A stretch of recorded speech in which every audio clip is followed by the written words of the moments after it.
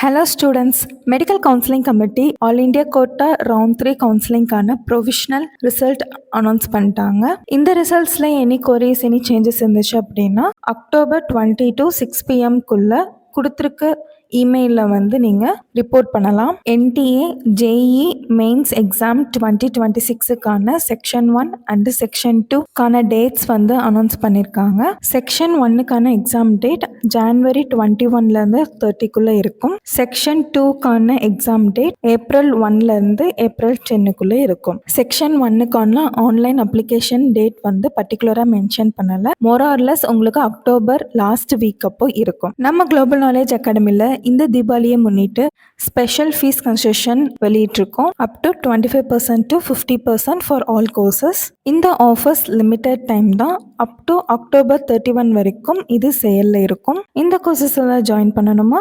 அப்போ global knowledge அகாடமிக்கு ஒரு கால் பண்ணுங்கள்.